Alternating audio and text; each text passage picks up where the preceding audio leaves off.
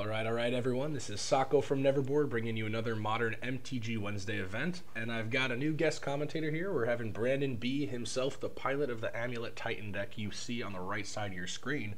Hopefully he's going to lend us some cool insight into the inner workings of the deck and why he takes it and brings it to our modern tournaments. Hey guys, what's up?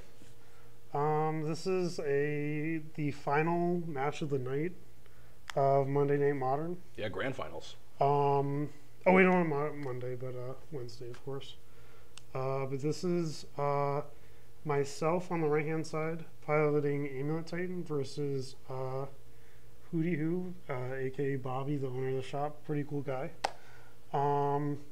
So what my deck is looking to do here is play a Primeval Titan, it's the main win condition of the deck, and kill you as fast as I can with it.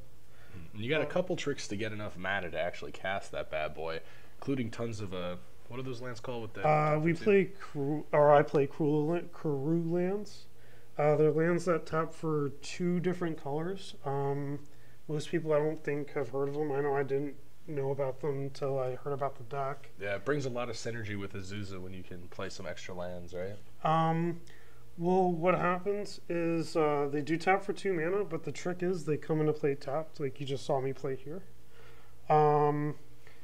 They also bounce a land back to your hand. So one cool thing about the deck is I play a card called Amulet Vigor, and it allows me to untap it so I can actually take advantage of the mana. Right here, you see me playing Sakura Tribe Scout, which was my turn 1 play, which Bobby just killed, unfortunately.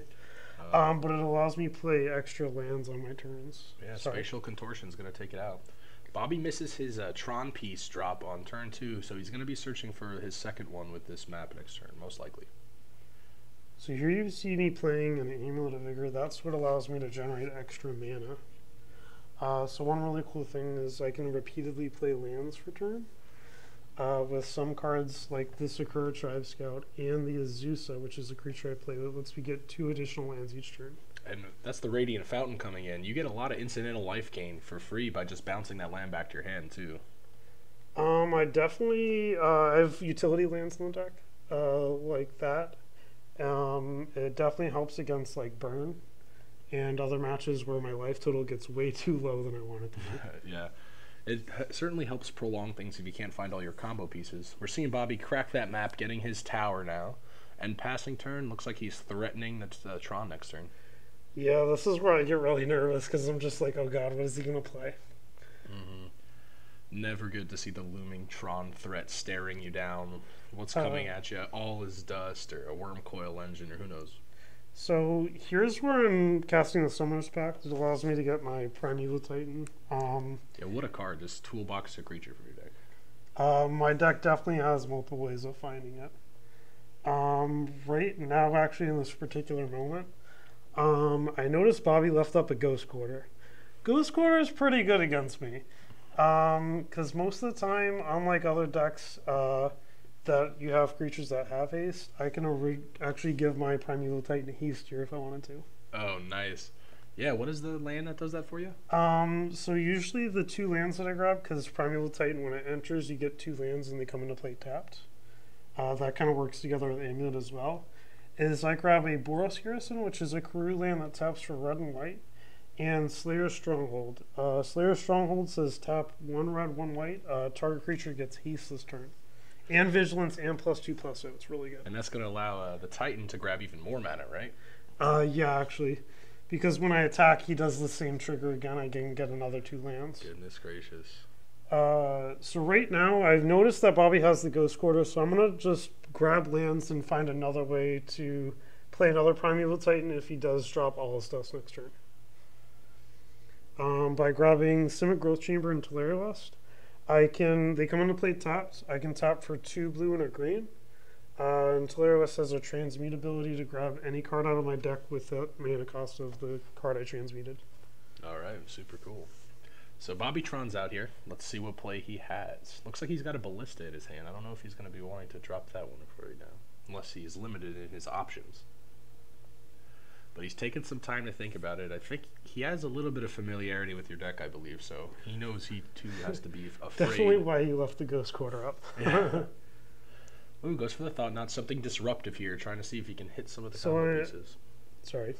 So I know he knows that I have the Summer's Pact in my hand because you have to reveal it off the transmute ability. Mm-hmm. So that's why I knew he was going to grab it. As soon as he played, I was like, well, there goes my second way of getting it. Smart play by Bobby. And I don't know, does your deck really have any ways of dealing with your opponent's creatures or destroying them besides just attacking over them with large creatures? I know in the older versions of my deck, before the Summer Bloom ban, which is the original like engine of the deck, it can let you play 3 Dans, and that is too powerful for Modern. The only way now I have is basically just attacking. There's also another utility land in my deck that can also allow me to give my Primeval Titan double strike just on combat. Sunhome, right? Is there something like that? Sunhome, Fortress of Legion. Nice. It uses the same 2 colors as Slayer Stronghold, or red and a white, but it also costs 2 more colors to give it the double strike ability. Alright, here comes your legendary creature. Basically, that's an Azusa, Lostwood Seeking. 1/2 human monk. Can play 2 additional lands each turn. That's my pseudo Summer Bloom, if you will. It's pretty good. I think she's getting a reprint in Masters 25, if I'm not mistaken. Yeah, I'm looking forward to maybe pre-ordering some myself. Getting some foily action on. Alright, and you spend a lot of time digging through your deck in this deck specifically. Well, with all the with the combo pieces themselves, I kind of need to like make sure I draw specific things. And with Teleria West and also Primeval Titan, I have multiple ways of searching my library for different pieces that I may need. Excellent. So here is where I'm kind of deciding, well, what kind of lands do I want to grab? And I know I already have an attacking Primeval Titan. So I'm going to see if maybe I can beat Bobby to Ghost Quarter my Slayer Stronghold, which he does here. Because I want to pump up my prime time. And if not, I can at least get the Ghost Quarter out of there for any later plays. With Sunhome, like we talked earlier about double striking. It's just opting to grab a basic forest. Is that the only basic lands you're running? Yes, that is the only basics I need to run. Good. Primarily, the deck needs green mana for, of course, prime time, and then every creature I have in my deck actually requires green mana besides like Walking Ballista. Cool. And a copy of Bobby's own Walking Ballista here, coming out as a 4/4 because he has so much mana. That's the good thing about Tron. Not opting to swing at you with his Thought Knot Seer. Well, I think that's a good choice by Bobby since Primeval Titan also has Trample, 6/6. I mean, he could have pinged it down if you decided to block, but... So here's where I get sneaky with Bobby. I play I actually just top decked a Batterskull this turn. Pretty good. And I noticed I have enough mana to play it and both equip it to Primeval Titan, so now it's a 10/10 Vigilant Lifelink Trample. Oh man, keyword soup right now. Yeah, any chance of him trying to dodge Trample just went out the window. And it's going to be really hard to kill me with me gaining 10 life every turn now. For real, and he doesn't even have enough damage to kill you after the block end ping. Well, the other thing I realized too is Bobby's tapped out when he played the Ballista. And he can't stop me from equipping the Batterskull since Primeval Titan is a 6/6. He can only do 4 to it at the moment. So it kind of acts like a pseudo Slayer Stronghold, if you will, because it both gives it vigilance and +X, whatever, if you will. Man, Batterskull's such a powerful card. It actually won me a lot of matches that night.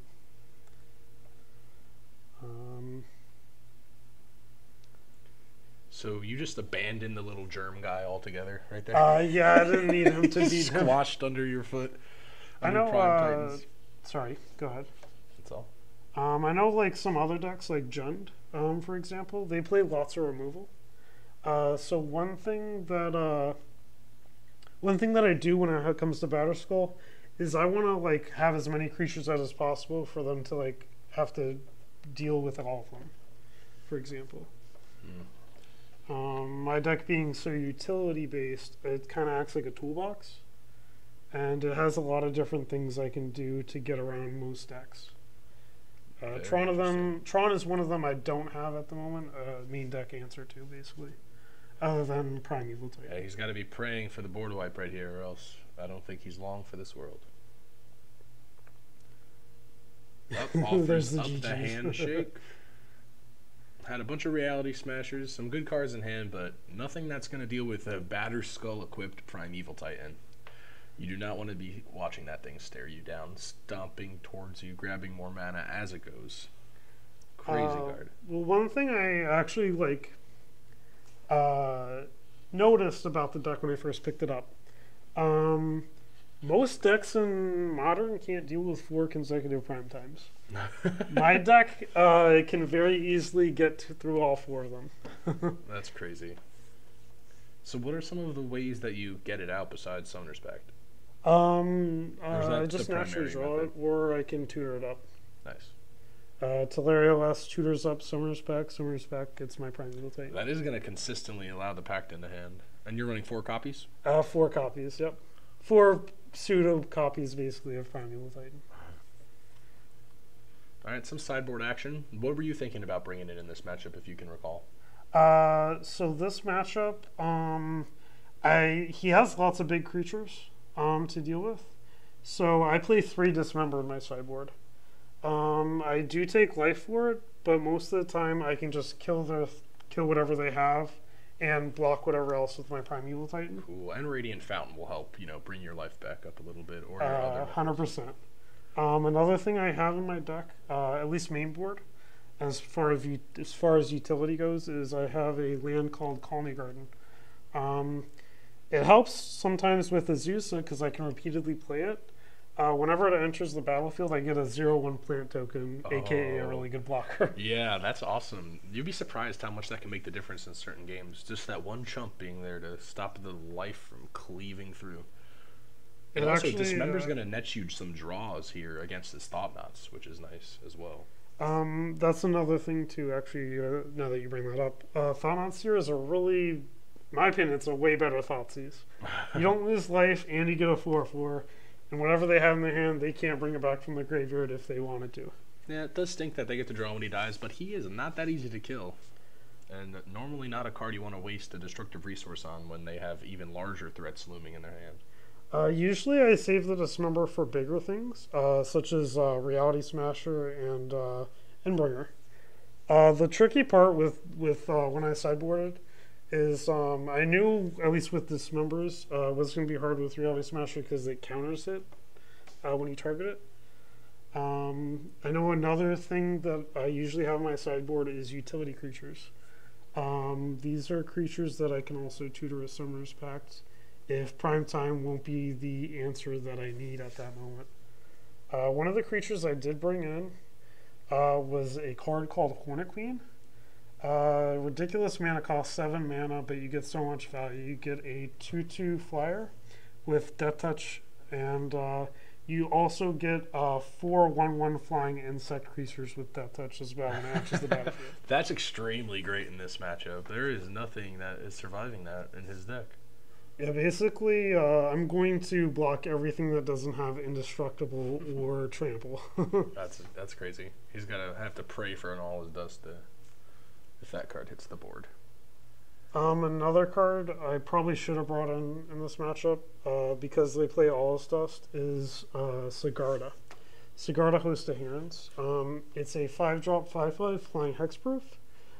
Because they play All Is Dust, it hurts my deck. Board wipes are really bad for me, or anything that can just swarm the field. So Sigarda helps at least in that matchup. Because it also says spells and abilities my opponents control cannot cause me to sack permanents. That's unique. Do you see any other instances of that being helpful in other matchups, or is it purely there that for All Is Dust? Mostly for Liliana. Oh yeah, you're right. So in all these Bloodbraid Elf Jund decks, and Abzan. Yeah, they're going to be popping up more now that Bloodbraid's unbanned. It also helps in living end matchup as well. I know it's not as popular of a deck, but it does help. Hey, if you can get cards in your sideboard to help diversify your strengths, might as well. Alright, so what is Bobby doing? I think he had a mulligan in this game, if I'm not mistaken. Yeah, actually, I believe he mulliganed. Oh, man. Once. We both did, actually, this second. Oh, misses a land drop here. That is the worst feeling as a Tron deck. Yeah, it's the worst thing you want to see. And here I am playing an Amulet of Vigor, one of the combo pieces in my deck. And we begin. So this is me playing a Sim of Growth Chamber. It adds 2 mana when it untaps, and I'm going to explore, so I draw a card and play an additional land. So you bounce it back up in your own hand. Yeah, it just says return a land. So I don't have to target anything, I just return any land I want. Do it again. Yeah, I actually drew another Explorer, and then this is where I actually drew a second Amulet of Vigor. Oh, goodness gracious. Basically, if I have 2 amulets on the field, that's like the ideal nut hand of my deck. If I have 2 amulets on the field and a way to play Primeval Titan, I can kill you on turn 2 for 20. That's the nuts. Okay, well, 2 Basilisk Collars are not going to be much help. Missing a land drop for the second time. Didn't want to mull down to 5. Might have been a good idea, but he was relying in the heart of the cards, which sadly let him down. So here's what I'm doing. I'm actually playing a land, and because both amulets see the land coming into play tapped, I'm going to actually generate 4 mana off my land drop. Each time, so that was 8 right there. Yep, and I'm going to also tap the Sakura Tribe Scout to also play another land. It generates me another 4 mana, 8 altogether. Goodness gracious. So now you're going to be searching out some of the utility lands to help kind of increase the potential of this turn? So right now I'm actually tutoring up Slayer Stronghold and Horus Garrison, just like I talked about earlier. They're both also going to untap twice, so I'm actually going to give it my Primeval Titan +4/+0 Vigilance and Haste.